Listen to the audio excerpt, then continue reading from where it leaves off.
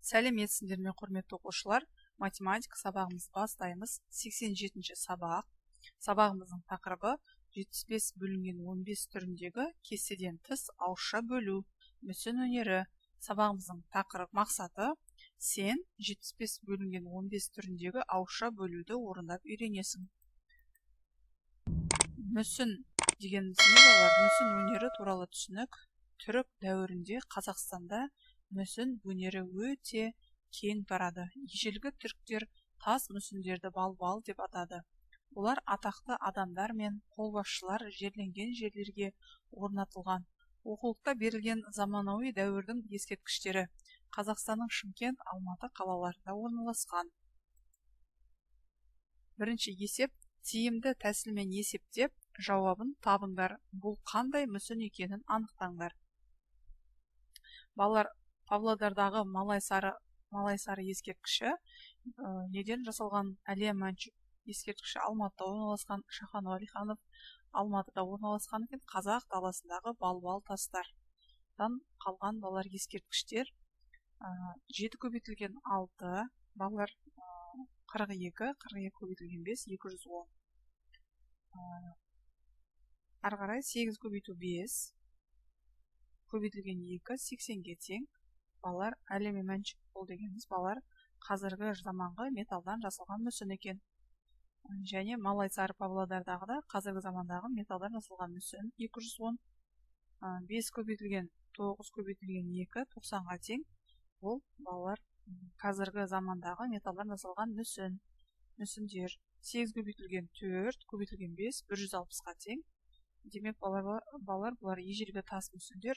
4 көбейтілген 6 көбейтілген 5, 120-ға тең. Бұл ежелгі тас мүсіндері. 5 көбейтілген 9 көбейтілген 6, 270-ге тең. Ежелгі тас мүсіндер. Екінші тапсырма балалар: есеп А. 36 бөлінген 12 өрнегінің мәнін тап. Ол үшін балалар 12 санына балалар көбейткен кезде балалар 36 шығаттай сан таңдап алуымыз керек екен. 2-ні 12-ке көбейтеміз, 24, 2 саны сәйкес келмейді. 3-ті таңдаймыз, 3-ті 12-ке көбейтсек 36, яғни балалар 3 саны сәйкес келеді екен. 36-ны 12-ке бөлсек 3, өйткені 3 көбейту 12, 36-ға тең. Есте сақта балалар, есіңде сақта. Бөлінудің мәнін табу үшін балалар, тез таңдап алу үшін бөлгіштің соңғы цифрына біздер назар аударуымыз керек. Көбейту кестесіндегі бөлгіштің бірлігіне тең санды есіңе түсір. Көбейткен кезде бөлінгіштің соңғы цифрын балалар шығатындан қаны таңдап алу қажет. Балалар, ә нұсқасы: бөлінудің мәнін таңдап алу тәсілмен өрнектің мәнін тап. Демек 68-ге 17-ні көбейтсек, демек бұл жерде балалар 7-ні 4-ті 17-ге көбейтсек, балалар 68-ге тең. Демек 92 бөлінген 23, 4-ті 23 көбейтсек 92 шығады. 65 бөлінген 13, демек 5-тен береміз. 5 көбейтілген 13, 65-ке тең. 75 бөлу 25 тең 3, 3-ті 25-ке көбейтсек 75 шығады. 50 бөлінген 25 тең 2, 2 көбейту 25, 50-ге тең. 84 бөлінген 21 тең 4, 4 көбейту 21, 84-ке тең екен. 64 бөлінген 16 тең 4, 4-ті 16-ға көбейтсек 64-ке тең. 45 бөлінген 15 тең 3, 78 бөлінген 26 тең 3, 4 көбейту 17, балалар тексереміз, 68-ге тең. 4-ті 23 көбейтсек 92-ге тең.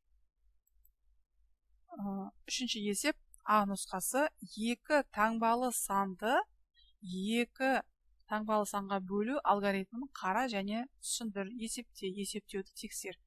78 бөлінген 13-ті аламыз балалар. Мысалы бұл жерде 2-ні аламыз. 2 көбейту 13, 26. 3-ті аламыз. 3 көбейту 13, 39. 4-ті аламыз. 4 көбейту 13, 52. Сәйкес келмейді балалар. Бөлінгіш 5-ті аламыз. 5 көбейту 13, 65. Демек 6-ны аламыз. 6 көбейтілген 13, 78. Демек жауабы балалар 13-ті біз 6-ға көбейтсек 78 шығады екен. Демек 78 бөлінген 13, 6-ға тең. Екінші тәсілі: бөлінгіштің соңғы цифры бойынша бөліндіні іздеймін. 3-тің көбейту кестесімен есіне түсіру керек бұл жерде балалар. Соңғы 8 цифры болатын жауапты табамын.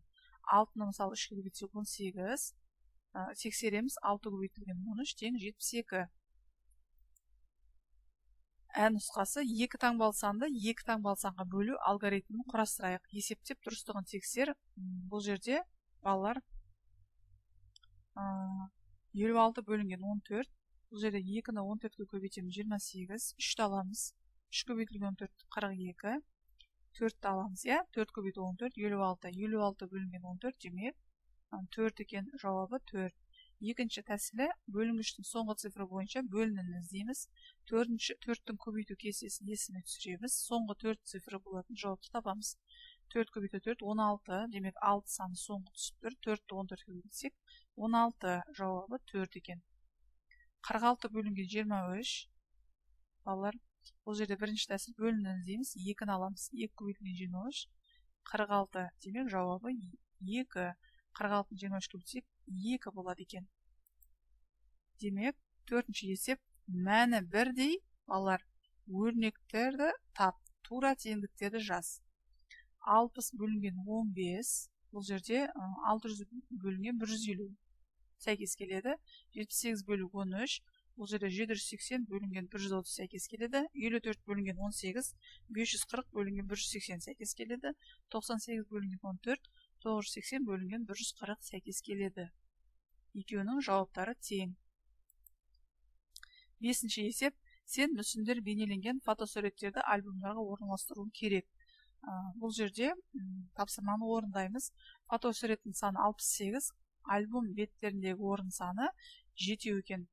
Демек, альбом беттерінің саны 9, қалған фотосурет 5 қалады. Барлық фотосурет саны 92, альбом беттерінің орын саны 9-дан кетсе, альбом беттерінің саны 10, қалған фотосурет 2. 35 фотосурет, 4 альбом орны, 35 4-ке бөлеміз, 8, қалдық 3. 25 бөлінген 5, 5 болады, 2 қалдық, 18 бөлінген 4, 4, 2 қалдық, 31 бөлінген 3, 9, 4 қалдық. 6-ші есеп, мүсін жасау үшін шеберге құралдар қажет екен. Қандай құралдар қажет екенін есептің мәтінен білесің. Бірінші кескіш 19 теңге, 95 теңгеге неше кескіш сатып алуға болады? Демек, бұл жерде 95-ті 19-ға бөлеміз, 5 кескіш сатып алуға болады. Ә нұсқасы 20 ілмек үшін 580 теңге төленді. Осындай 9 ілмек сатып алу үшін қанша ақша төлеу қажет? Шартын түземіз. 20 ілмек 580 теңге.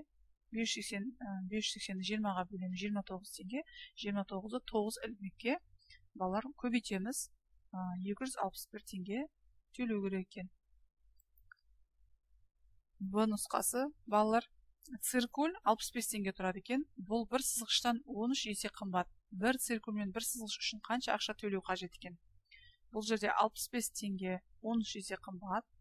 Сызғыштың бағасын табу керек. 65-ті 13-ке бөлеміз, 5 теңге сызғыш тұрады. 65-ті қосамыз 5-ке, 70 теңге. Бір циркуль бір сызғыш үшін 70 теңге төлеу қажет. В нұсқасы, бір ағаш кескіш 19 теңге, ал бір темір кескіш 76 теңге тұрады. Ағаш кескішке қарағанда темір кескіш несі есе қымбат. Бұл жерде 76-ны 19-ға бөлеміз, 4 есе қымбат екен.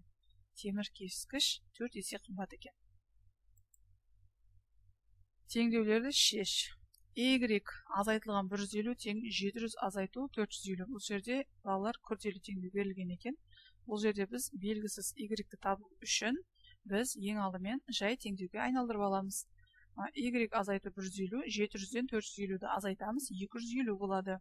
Y тең 250-ге 150-ді қосамыз, 400, 400-ден 150-ді алсақ, 250, 250, 250 теңдік шықты. Екінші теңдеу X қосылған 200 тең 13 қосу 400. Бұл жерде белгісіз X-ті табу үшін біз жай теңдеуге айналдырып аламыз. Ең алдымен X қосу 200 тең 13-ке 400-ді қосамыз, 413.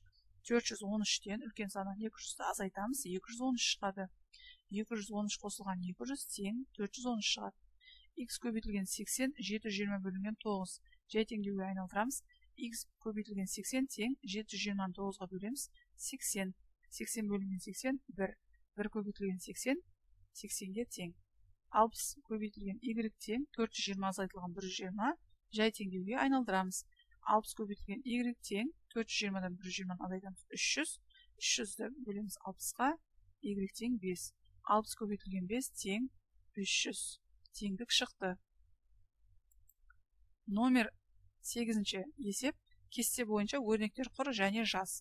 Балалар, бұл жерде олардың мәнін тап. 12 көбейтеміз 2-ге.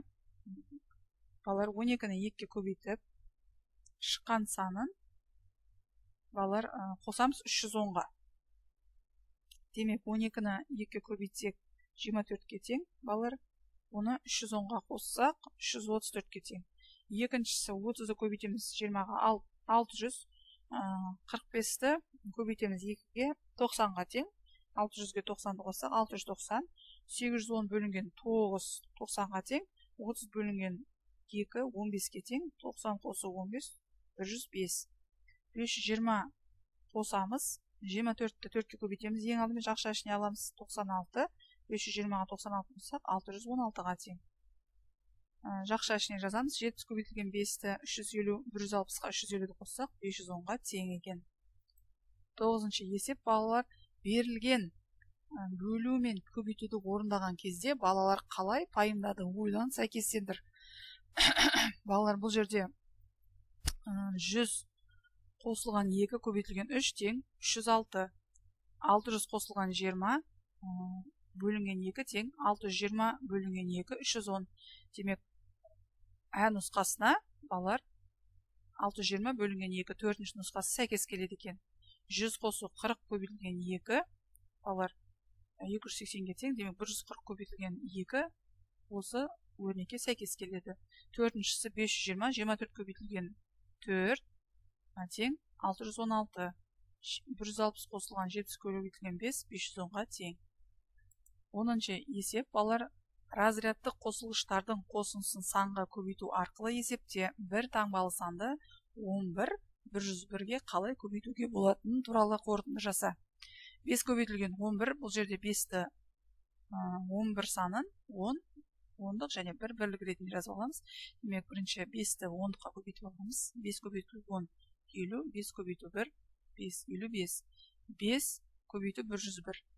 101-ді 100 және 1 разрядтық қосылғыш ретінде жазып аламыз. 5-ті 100-ге көбейтеміз 500, 5-ті 1-ге көбейтеміз 5 505. 7 көбейтілген 11 тең 7. 7-ні көбейтеміз 10-ға, 7 көбейту 1 тең 77. 7 көбейтілген 101, демек 100-ді 7-ге көбейтеміз 700, 7 көбейту 1 7. 700-ге 7-ні қоссақ 707. 9 көбейтілген 11 тең. Демек, бұл жерде разрядтық қосылғыштар қосынды ретінде жазып аламыз. 10 қосу 1 деп 9-ды 10-ға көбейтеміз 90, 9-ды 1-ге көбейтеміз 9, 99. 9 көбейтілген 101 тең. 100-ді 9-ға көбейтеміз 900, 9-ды 1-ге көбейтеміз 9, 909. Балалар, сабағымыз аяқталды. Келесі сабақта кездескенше сау болыңыздар.